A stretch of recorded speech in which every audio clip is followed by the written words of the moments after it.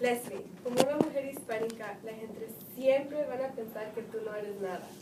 Por ser mujer y hispánica, la gente van a pensar que tú nunca vas a hacer nada con tu vida cuando tiene que ver con el estudio. Tú necesitas enseñarles que tú sí vas a hacer algo con tu vida. Y la única manera que puedes hacer algo es yendo a la escuela. This is a quote my father has always told me. Translated, it says, Leslie, as a Hispanic woman, you will always be placed into these large circles of stereotypes. Because of your race and gender, people will view you as nothing, especially when it comes to your future educationally.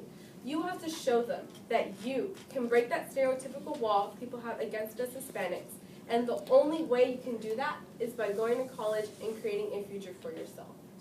I am one of the lucky ones. My family supports me in attending college. I know many Hispanic girls from my school whose parents have the complete opposite viewpoint as mine. They believe that once they graduate from high school, they have one job and one job only. And this job consists of cleaning, cooking, and taking care of others. These girls have the exact same dream as mine. They dream of going to college and getting some sort of degree. As a Hispanic woman, I get labeled daily. We are either viewed as lazy, uneducated, or overall just unable to actually attend college. And let's face it, we usually follow these stereotypes. As an example, my mother. My mother dropped out of school in the 5th grade. She found a job at a shoe store she would bring outside every day. She would use that money to give it to her parents to help support her mother, her father, and her 8 other siblings. At age 20, my mother crossed the border illegally from Mexico to the United States.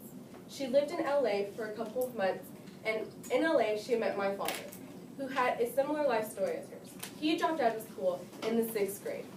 He found a job and helped support his grandmother and his older brother and younger sister. He crossed the border to live with his mom in LA. After a couple of months of both living there, they fell in love.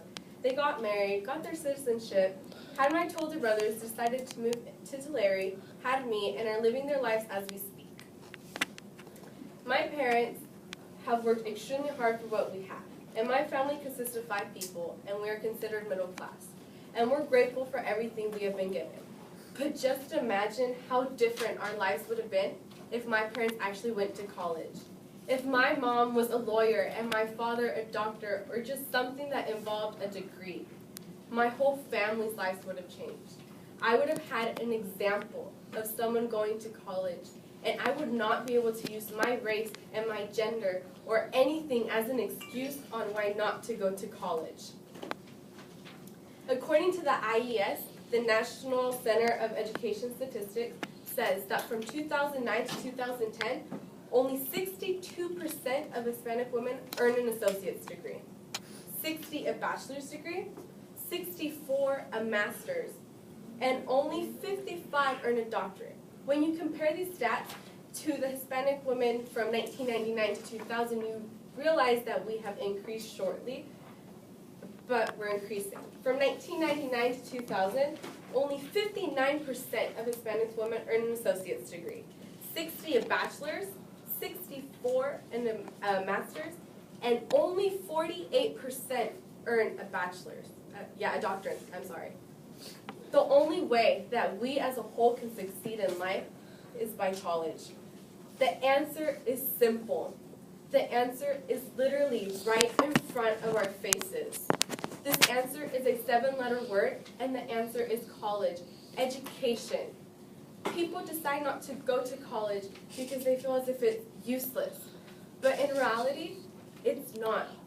We need to go to college to create a better future for ourselves. As Nelson Mandela once stated, education is the most powerful weapon which we can use to change this world. So why don't we all grab our weapon and change this world?